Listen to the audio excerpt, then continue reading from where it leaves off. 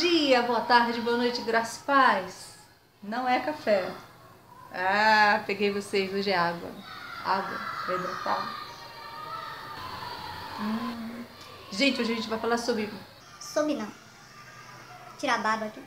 Gente, a gente vai falar hoje sobre Black Blocs. Já ouviram falar? Acho que sim, né? Aí vamos conversar sobre isso. Fica ligadinho que a gente volta já já. Enquanto eu bebo a minha água, vai lá pegar o seu café. Traz um pouquinho pra mim, sem açúcar, por favor. Tá bom? Beijinho e fica aí, liga. Fica aí. Não vai embora não. Fica aí que a gente já volta já já.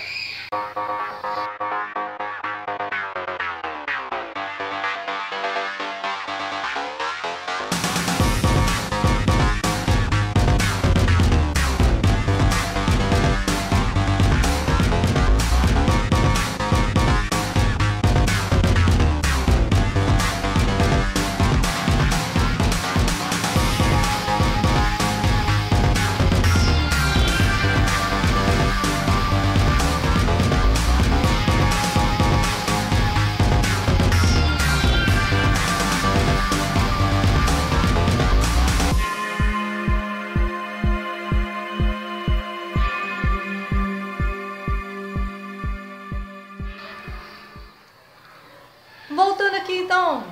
Hoje estou sem meu bonezinho, mas tá bom. Gente, essa camisa que eu ganhei no sorteio é zebra. Dá pra ver? Eu ganhei, vou homenagear. Geralmente, né, assim, acostumada assim. A camisa é meio diferente, ela é aberta aqui atrás. Olha pra cá. Vamos ao Wikipedia. Black Blocs. É um movimento aí que vocês já viram falar. Do inglês, black, né, preto, e block, agrupamento de pessoas, né, é um agrupamento de pessoas com uma determinada ação. Então essa ação vai ter um propósito, né, um propósito comum entre eles, né, e block é um bloco sólido, né, bloco sólido.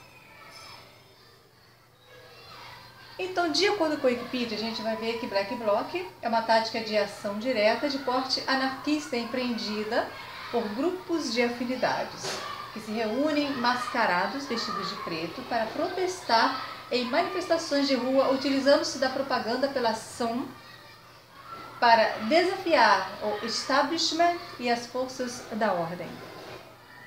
Black Bloc é basicamente uma estrutura efêmera, informal, não hierárquica e descentralizada. Unidos, seus integrantes pretendem adquirir força suficiente para confrontar as forças da ordem. Tipo os justiceiros, assim, né? É só que tem muito mais coisa do que a gente possa imaginar. Essa tática dos Black Blocs surgiu na Alemanha nos anos de 1980. Essa tática foi utilizada por autonomistas e anarquistas para defender os squats. O que são os squats? As ocupações.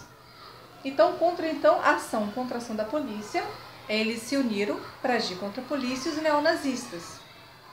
Aí, posteriormente, essas atividades ganharam, às vezes eu falo rápido, eu tenho que parar, calma, devagar. Então, suas atividades ganharam a atenção da mídia fora da Europa e começaram a ficar conhecidos e, como é que fala assim, chamar mais pessoas, né? Enfim, conseguiram pessoas para poder... foi aumentando, formando grupos tá em todo mundo, o negócio tá feio. Então, de acordo com a Wikipedia, posteriormente essas atividades ganharam atenção da mídia, fora lá da Europa, e durante as manifestações, não sei o que, em 1999, quando grupos mascarados destruíram fachadas de lojas e escritórios do McDonald's, do Starbucks, da Fidelity Investments e outras instalações de grandes empresas. Tem até um depoimento de uma mãe, aqui no Brasil. Aqui no estado do Rio de Janeiro, um caso que aconteceu a respeito desses Black Blocs, a respeito da filha dela. A gente vai comentar sobre isso também. As roupas e as máscaras pretas vão dar o nome da tática, que é Black, preto, né? E a tática Blocs são grupos fechados. Eles visam também a defender a integridade física dos indivíduos do próprio grupo. E aí eles procuram se manter anônimos, né?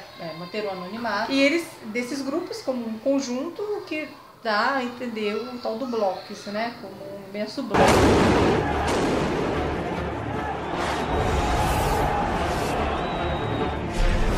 Nomes fictícios. Identidades preservadas. Preferem o anonimato. Então aqui, de acordo com a identidade dessa tática aí, desse negócio aí de black blocs, as grandes redes de comunicação de massa, eles difundiram, colocaram como um entendimento que black bloc seria uma organização internacional. Aí, recentemente, foi colocado que não é uma organização. Isso eu estou falando o que está escrito aqui na Wikipedia, então eu estou lendo, estou comentando com vocês. Então foi colocado que não é uma organização, um grupo, mas uma tática. Uma tática utilizada por vários indivíduos anticapitalistas, que não mantêm muitas conexões entre eles mesmos. Então aqui está dizendo que eles podem se tornar diversos blocos, sendo que com diferentes objetivos e ações. Eles se reúnem e falam, vamos fazer não sei o que lá, vamos contra aquilo, vamos contra o governo, vamos contra... Então, de acordo aqui com a Wikipedia, de acordo com o que a gente está conversando, os black blocs, eles são formados por anarquistas e integrantes de movimentos afins, tipo anticapitalismo, como a gente falou ali, antiglobalização, antiglobo, entendeu? Globalista, Globo Bola, vamos lá, vira a página. É que se juntam então para determinada ação de protesto, eles vão protestar, mas é que nesse protesto deles eles quebram, eles fazem um monte de coisa, né? Aqui na Wikipedia também está falando o seguinte, ó, alguns também consideram um equívoco considerar o bloco como violento.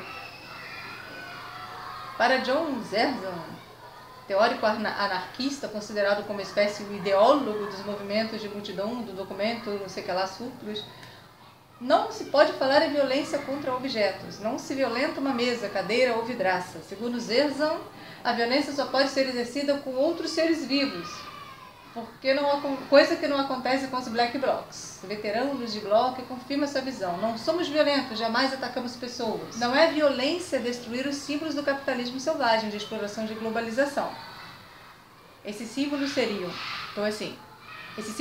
lojas, caixas automáticos, carros de luxos. Então eles estão colocando que eles não fazem violência contra pessoas.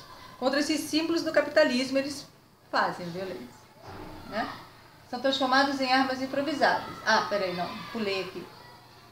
Os blocos nunca andam armados. Objetos simples, muitas das vezes encontrados, tipo pedras, extintores de incêndio, placas de trânsito, vergalhões de aço encontrados em canteiros de obras, são transformados em armas improvisadas, né? O importante para o sucesso dessa prática é ser imprevisível, a tática, ser imprevisível, incontrolável e visível apenas no breve momento da ação, graças à inconfundível máscara e as roupas negras. Então, assim, eles consideram como uma tática, tipo assim, de repente é imprevisível, eles vão lá, pegam o negócio e quebram os negócios capitalistas e vai, enfim. Então esse movimento do Black Bloc surgiu na Alemanha na década de 1980. O que a gente vai conversar também é a respeito do relato de uma mãe, que ela fala assim, eu perdi a minha filha. Aí eu fui ver, poxa, perdeu a filha? Aí quando eu fui ver, ela relata a respeito. Deixa eu ver se eu consigo colocar para vocês darem uma olhadinha. Então ela relata a respeito da filha dela, que era uma filha organizada, obediente, estudiosa. E ali na escola teve uma determinada professora que era meio comunista, né? E ele fez amizade com a menina e aí enviava exemplos, dava nome de livros para ela pesquisar e tal. E a menina começou a se interessar, aí começou a chamar ela para umas reuniões. Estado do Rio de Janeiro, tá? Começou a chamar ela para umas reuniões e aí a menina começou a se transformar, literalmente. E aí quando a menina saiu de casa, foi morar com esses grupos. E aí que a mãe dela foi descobrir que o nome desses grupos eram Black Blocs. Na verdade, tem uma história dentro disso, eu estou fazendo um resumo, né?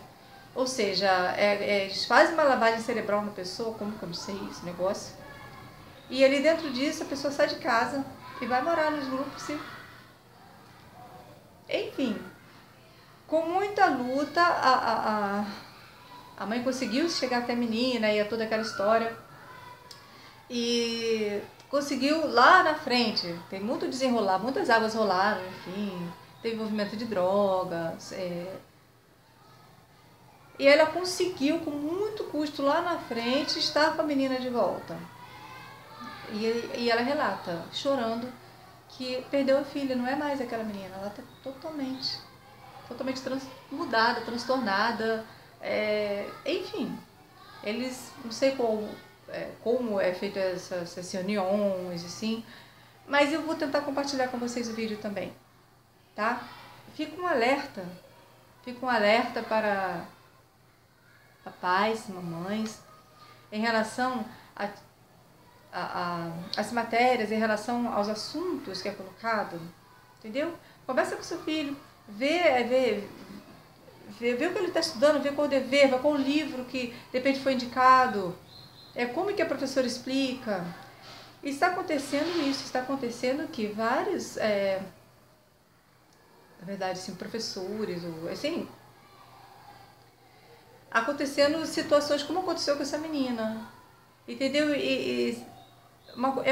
A mãe falou que foi uma coisa muito sutil, muito rápida. Quando ela viu, a menina já tinha se envolvido com essa história aí. Então, quer dizer, vamos ficar ligados, né, nossos filhos, né, seus papais, mamães, que a gente possa saber direitinho se tiver alguma mudança em relação a assuntos de querer ler esse livro de comunismo. Opa! Tenta se chegar. Hoje, com um corre-corre, muitas das vezes a gente não para de repente dar determinada atenção para os filhos, né? E a gente tem colocado nos vídeos que os ensinamentos nas escolas, muitas das vezes, se volta mesmo para as coisas que é ruins mesmo, né? Assim, livros falando de satanismo, ensinando a fazer rituais, é terrível. Teve um livro que eu vi, teve um que eu fiz um vídeo a respeito do ritual, né? Que pegava o livro e lia lá, tinha que apagar a luz, isso na escola. Aí muitos falam assim, não fale com seus pais. Apagava a luz e fazia invocação lá pro inimigo. Fazia invocação lá pro bicho lá, né?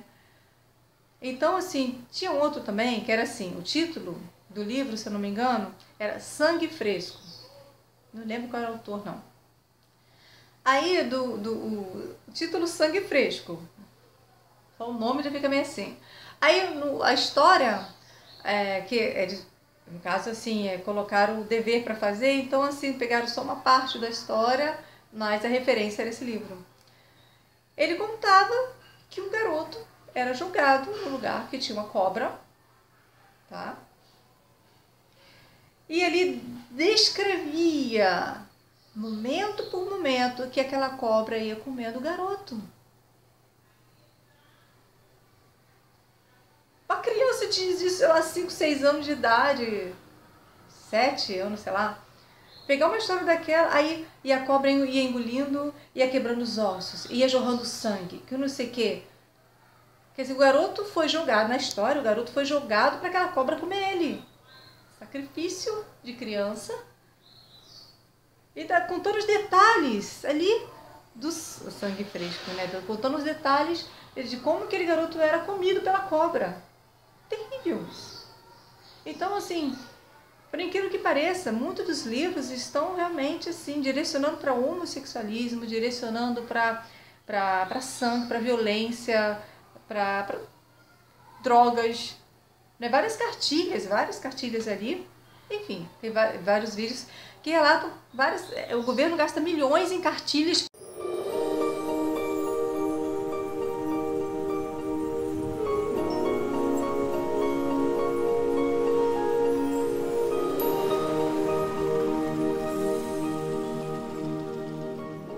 Cartilhas que ensinam a masturbação, drogas, homossexualidade, sexo em geral, até sexo com animal. Então, assim, vou tentar compartilhar o vídeo e as fotos com vocês. Vamos ficar ligado e vamos dar mais atenção às crianças. Vamos ver o que elas estão estudando, vamos procurar conhecer os professores, vamos procurar se chegar mais perto deles, no mundo deles, o investimento contra as crianças, adolescentes, jovens, contra todos nós. Mas eles são o foco maior. Tá muito cruel. Então, gente, vamos ficar ligado, tá bom? Fiquem com Deus, Deus abençoe. Beijo no coração, se inscreva no canal. E até a próxima. Tchau. Meu nome é Alessandra Morimoto, tenho 37 anos, sou mãe de 4 filhos e vim do Rio de Janeiro.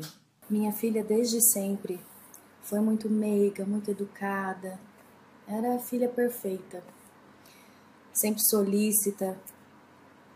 Ela começou a fase da puberdade também muito tranquilamente, sempre foi muito vaidosa, consumista até demais, fazia sobrancelha sempre impecável nas roupas, o quarto sempre cheirosinho, arrumadinho. E no começo de 2016, ela começou a trabalhar comigo na esmalteria que nós tínhamos. E ela só elogios, todo mundo só tinha elogios para ela. Até março, abril, ela era a filha que a gente sempre conheceu. E maio foi assim um marco, porque foi quando ela mudou repentinamente, drasticamente. Já era o 2º ano dela nessa escola. Ela tinha entrado no 3º ano do ensino médio. Essa amizade, essa transição da velha filha para a nova filha se deu muito rápido, né? Em maio ela já estava completamente doutrinada. Em maio ela já era outra pessoa. Ela começou a se interessar muito por política. E sempre eu notei também que era sempre voltado à esquerda, especificamente. Muitas teorias marxistas, começou a ler livros como o Manifesto Comunista, por exemplo. Em dado momento, eu notei também que isso não estava só nas leituras. Ela começou a se envolver com amigos novos e esses amigos eram sempre voltados para a esquerda. O meu outro filho, que estudava na mesma sala, começou a me dizer coisas como: mãe, a professora X ao invés de dar aula, só fica falando de política. Nessa mesma época, foi a primeira vez também, pediu, ainda obediente, se podia ir numa manifestação. Segundo ela, uma professora iria junto, a filha da professora também, e não haveria problema nenhum, porque era uma manifestação pacífica. Eu deixei. Acreditei que, afinal, ela estava com uma professora, né? Os professores querem sempre o melhor para os nossos filhos. Nesse mesmo dia, minha filha voltou para casa sozinha, dizendo que havia se separado da professora e da filha, porque em algum momento da manifestação começou muita violência ali. Enfim, a partir desse dia eu comecei a prestar mais atenção. O discurso dela começou a mudar. E aí, em um outro momento, ela deixou o Facebook logado. E eu vi ali a gravidade da situação. Ela se correspondia via Facebook com essa professora, inbox. A professora enviava diversos links para ela, todos de cunho socialista, e marcava manifestação, incitava manifestação, incitavam pensamentos que minha filha nunca tinha aprendido dentro de casa. Depois que nós constatamos que havia uma amizade entre a professora e que eu vi todos aqueles links que a professora mandava, nós procuramos uma psicóloga. Ela era especialista em adolescente, já havia trabalhado no conselho tutelar nesse assunto. Minha filha fez 4 meses mais ou menos de tratamento com ela, e nas conversas que nós tínhamos, ela me confirmou que minha filha realmente estava sofrendo doutrinação, que minha filha realmente tinha sofrido uma lavagem cerebral, que estava muito confusa. Só que minha filha não levou adiante. Ela interrompeu o tratamento à nossa revelia, tanto minha quanto da profissional. A partir desse momento, nós começamos a levar a sério. Eu e meu marido comparecemos à escola. A escola, contra todas as evidências, se colocou a nosso favor, e contra a professora, dizendo que a professora já havia sido admoestada, já havia sido instruída a não militar dentro de sala de aula. Outros pais haviam procurado a coordenação, mas nenhum deles havia levado adiante. Foi nesse momento que a gente viu que a escola queria realmente se eximir de qualquer responsabilidade, colocando a culpa exclusivamente na professora. Inclusive, a coordenadora nos instruiu a procurar o conselho tutelar. A partir desse momento, como a minha filha ficou cada vez mais agressiva e com um discurso revolucionário, cada vez mais militante, a gente começou a marcar em cima. E ela começou a fugir de casa. Acho que aquela manifestação foi a porta de entrada, porque ela começou a literalmente fugir de casa para ir em manifestações cada vez mais agressivas, até que ela se deparou com o movimento Black Bloc. Quando ela se deparou com o movimento Black Bloc, que começou o problema realmente, porque todo aquele discurso ela começou a praticar dentro de sala, na escola, com a família, cada vez mais agressiva, e ela fez uma mistura de ideologias e ficou sem tomar banho e não queria mais comer carne, porque comer carne estimulava a produção do gado, e isso era muito capitalista. Enfim, acho que não cabe entrar nesse mérito, no mérito da ideologia, mas ela foi ficando cada vez mais confusa. A professora, nessa altura, ela fez uma coisa muito covarde, porque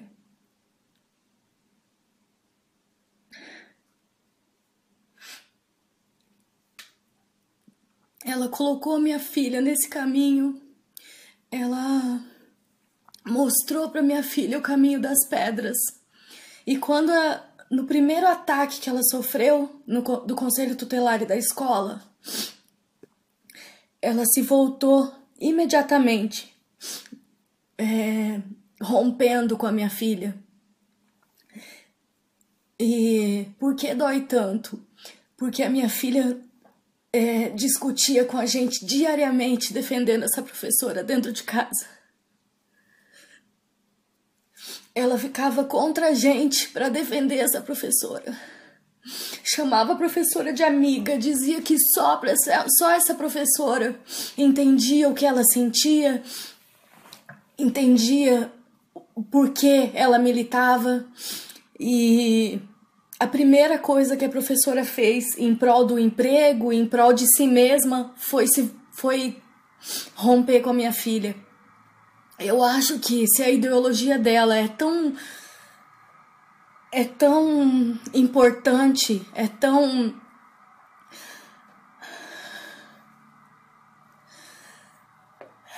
válida, por que ela não continuou apoiando a minha filha? Essa é uma dúvida que eu tenho, que espero que um dia ela possa responder. Enfim, minha filha estava sozinha, mas ela já estava no caminho, envolvida com Black Bloc, com manifestação violenta, fugia cada vez mais, ofendia a gente o tempo inteiro, dizendo que eu não quero mais trabalhar com você, porque eu quero que seu comércio dê errado. Se eu quero que dê errado, para que eu vou ajudar a manter? Quando meu marido faliu, minha filha comemorou. Ela comemorou.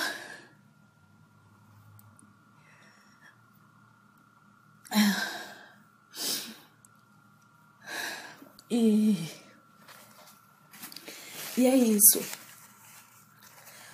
Foram muitos episódios de discussão, embates físicos, proibições, fugas, ofensas,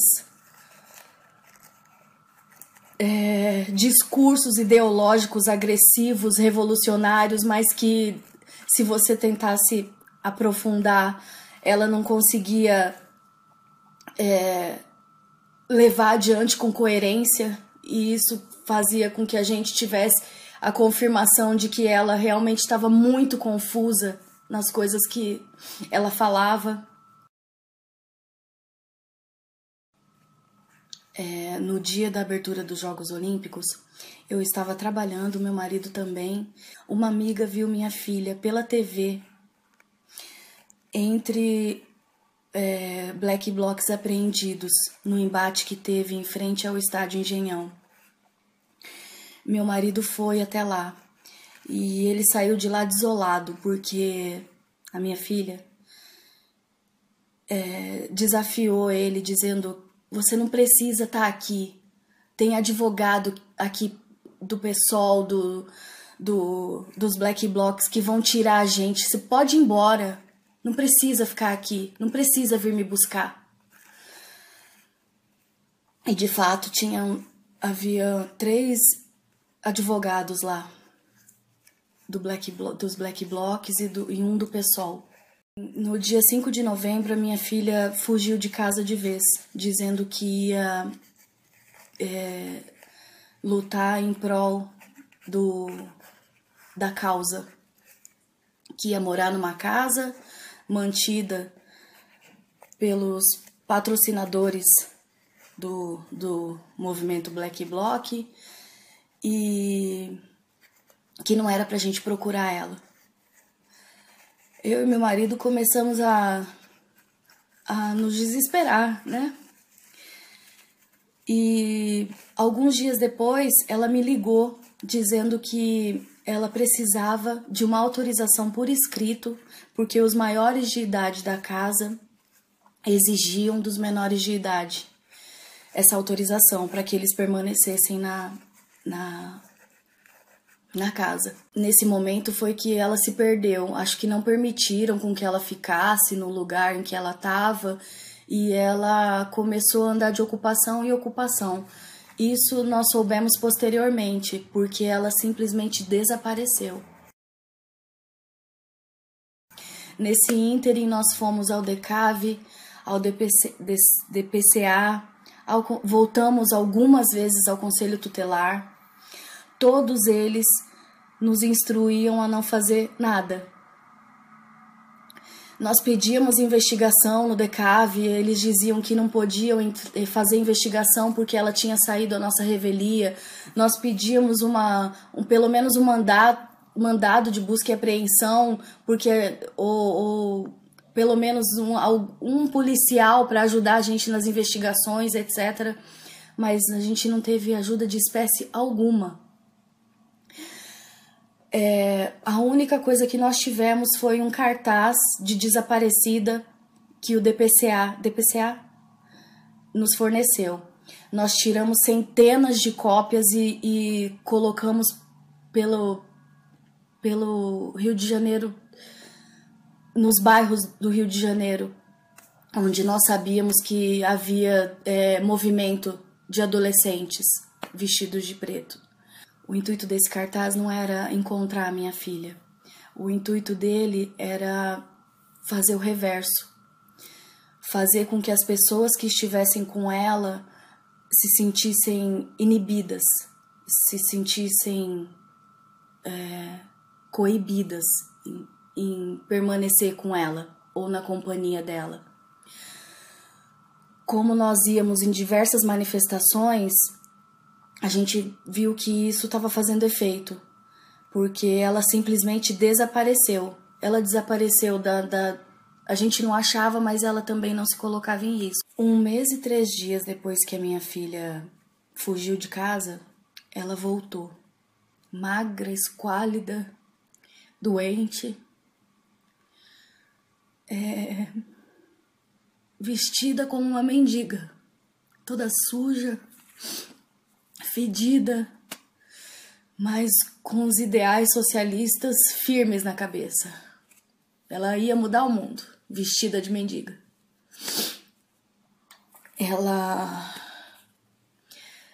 Ela queria pegar algumas coisas, nós deixamos. Como nós já havíamos andado por todos os órgãos que poderiam ajudar e eles mesmos nos instruíram a não fazer nada, a gente não pôde fazer nada a não ser deixar ela pegar as coisas dela e oferecer uma carona, para de repente ter uma ideia de onde ela estava, né? A carona que ela pediu foi para a ocupação do Pedro II em São Cristóvão, no Rio de Janeiro. E lá a gente ficou sabendo que havia outros adolescentes na mesma situação e lá dentro também. Algum tempo depois, minha filha apareceu em casa novamente, dessa vez no meu serviço, acompanhada de uma trupe, não tem outra palavra menos ofensiva. Eram adultos vestidos em andrajos como ela, todos com flores na mão. Parecia que eu estava num filme. Com flores nas mãos, com véus, ridículo. E ela apareceu com eles, me abraçou, todos me abraçaram, mas você via que não eram os adolescentes que eu estava acostumada a ver nas manifestações. Era diferente, eles eram adultos já tinham saído da puberdade. Ou seja, minha filha já tinha migrado para outro grupo.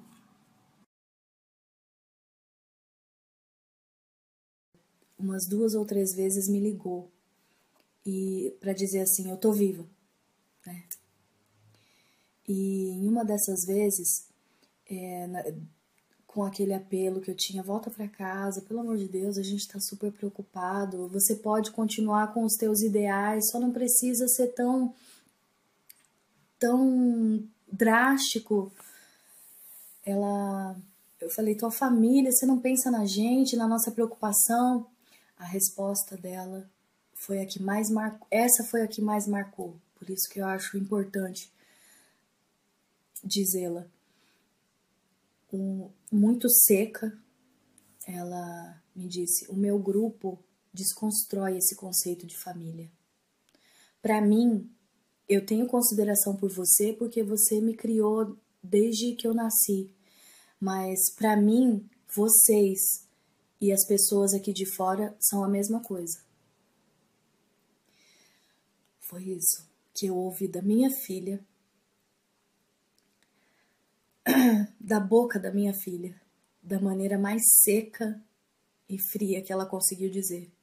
Ela realmente estava se esforçando em desconstruir e ir contra tudo que ela sempre aprendeu, contra tudo que ela sempre viveu dentro de casa.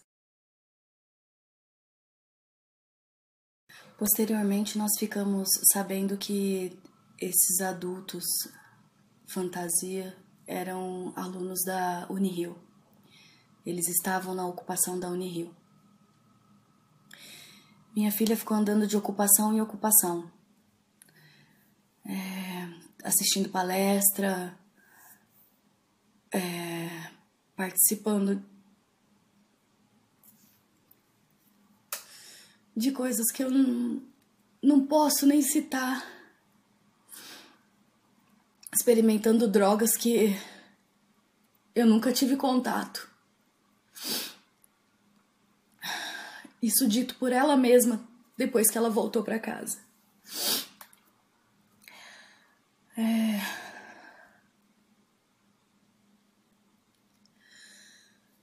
Inclusive ela mesma relatou que tem muitas coisas além das palestras que os professores, que os socialistas proporcionaram nas ocupações. Quando as ocupações acabaram, foi o que nos ajudou a reaver a minha filha, porque ela acabou na casa de uma menina que ela conheceu nas ocupações e voltou em casa para buscar mais roupas.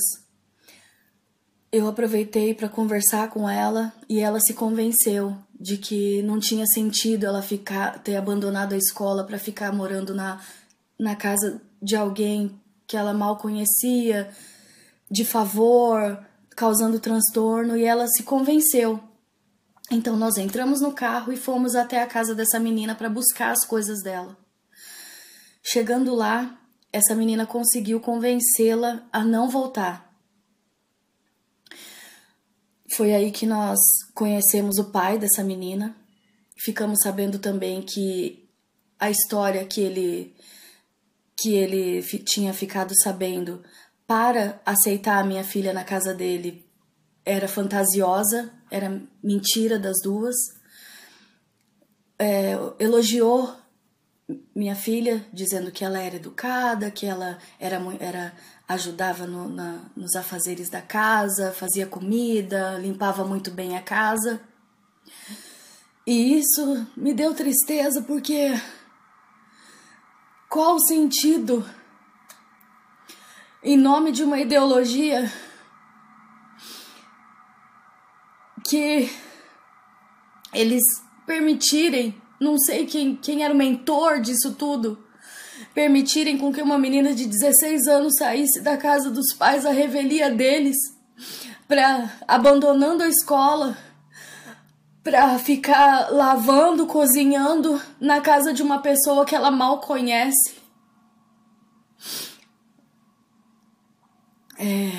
Eu fiquei me perguntando o tempo todo por que ela tá aqui, se ela tem casa, se ela tem o quarto dela, se ela estuda numa escola particular, não tem sentido. Enfim, munidos do endereço, do nome do senhor, do nome da filha desse senhor, inclusive a filha também completamente alienada, assim como a minha filha, nós voltamos à nossa peregrinação, DECAV, DPCA, até que nós paramos no Ministério Público do Rio de Janeiro. Eles ouviram o nosso relato, pediram um mês para dizer se iam ou não aceitar a denúncia. Um mês depois eles disseram que iam aceitar a denúncia. E aí, quando eles disseram que aceitaram a denúncia, eles já disseram também que eles poderiam emitir um mandado de busca e apreensão da minha filha e que nós poderíamos processar esse senhor e a filha. E saímos do Ministério Público, então, e fomos até a casa da menina. Falamos com o senhor e expomos tudo e dissemos para minha filha: você tem a opção de sair agora, antes que eles sejam prejudicados. Foi assim que nós fizemos com que a minha filha voltasse para casa. Quando ela voltou, meu comércio já estava abandonado, nós já estávamos falidos, porque 3 meses procurando por ela. Quando ela voltou, em uma semana a gente desfez a casa toda e fugimos, literalmente, do Rio de Janeiro para tirar a minha filha do meio daquilo tudo. Foi assim que nós paramos em Campo Grande. Nós tiramos a minha filha. Acabou o embate físico, tiramos a minha filha daquela loucura toda, daquele estímulo todo que ela estava tendo. Mas nós perdemos a nossa filha. Ela nunca mais voltou a ser a mesma. O que fizeram com a cabeça da minha filha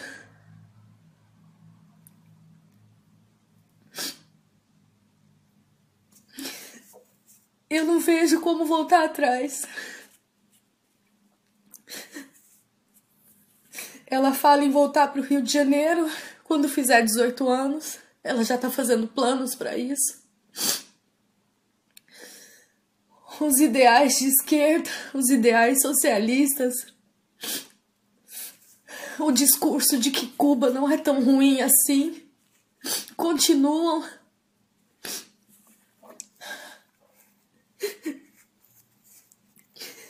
E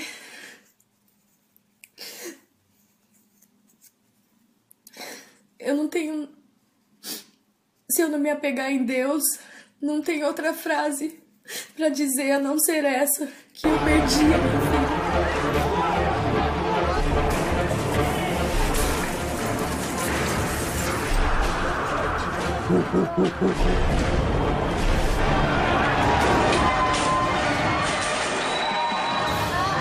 Afinal, por que você está aqui? Eu quero botar o meu ponto de vista sobre a tática Black Bloc. Estes são os contra-Copa. Como é que eu posso ter a segurança de que eu estou diante de um Black Bloc e não de um impostor?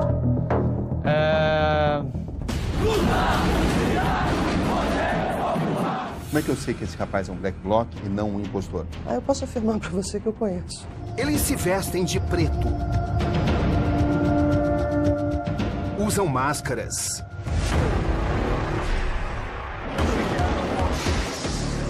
Nas ruas, lutam contra o sistema.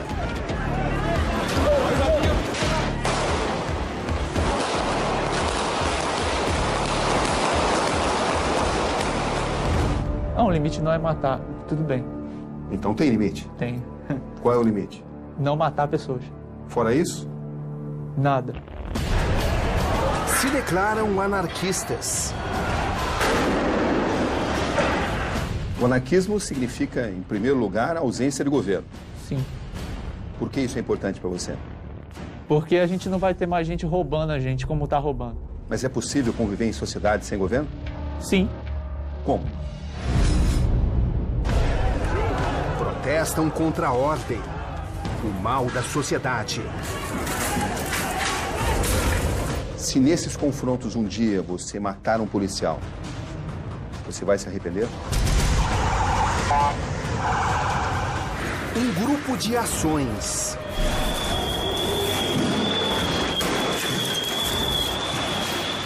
E contradições. Quem está por trás de vocês? Vocês são vândalos?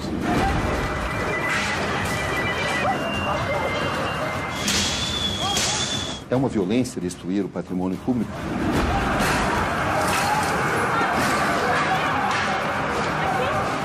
Como é que você decidiu ser um Black Bloc? Enfrentam a polícia com paus e pedras.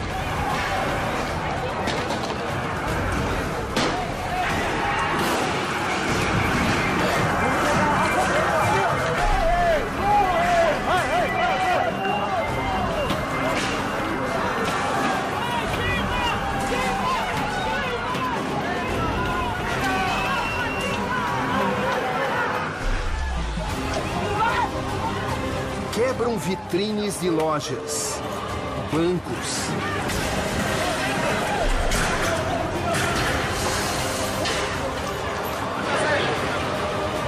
Constroem barricadas.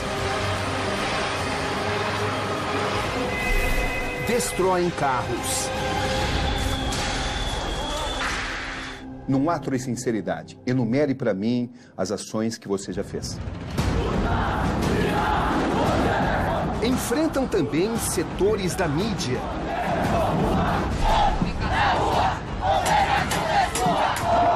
Dizem combater a injustiça. E para isso, acreditam ser justificável passar por cima da lei. Quais são as acusações erradas que fazem? Atacam e são atacados.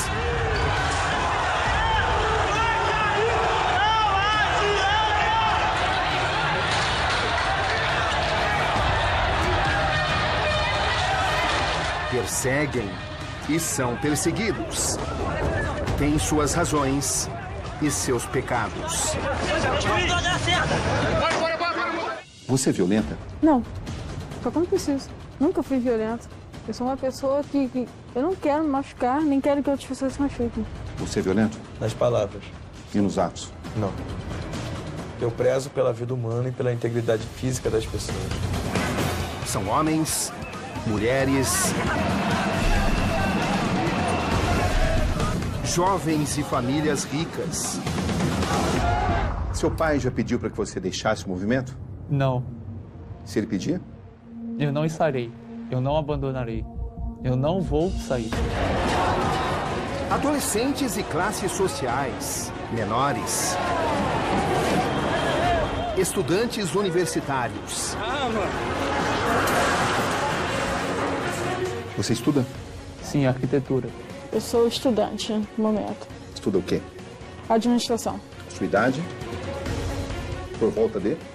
Por volta dos 20. E você? Eu sou estudante, trabalho, minha idade é por volta de 10 a 30 anos. Profissionais liberais. Cidadãos comuns.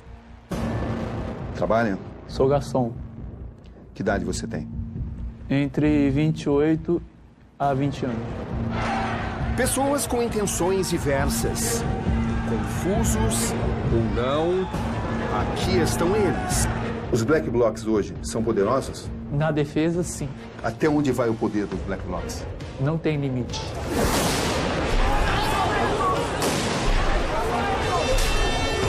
Quantos caixas eletrônicos você já destruiu? Em torno de 20 a 25. Você roubou o dinheiro que estava ali? Tentaram impedir a realização da Copa e não conseguiram. Eu sei de uma coisa. Não vai ter Copa. Como não? Não vai ter Copa. Vocês estão f*** na Copa do Mundo. A Copa do Mundo não vai acontecer. Não vai. Tô convencido de que eu vou fazer de tudo para que paz. Mas não desistem de seus protestos.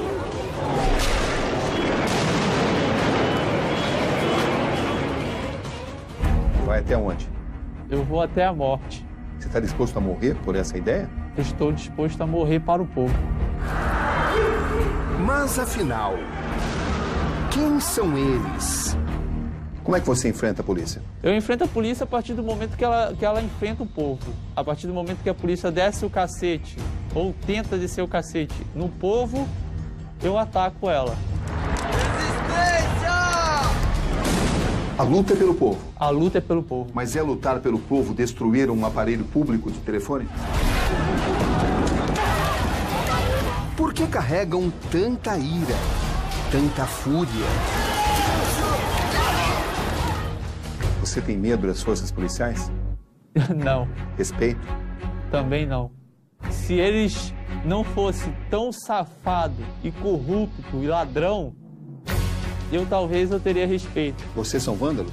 Eu não sou vândalo. A tática Black Bloc não é vândalo. Quem destrói o patrimônio público não é um vândalo? A gente só está destruindo aquilo que já está destruindo a gente há muito tempo. O povo unido jamais será vencido. Contra quem? Contra o quê?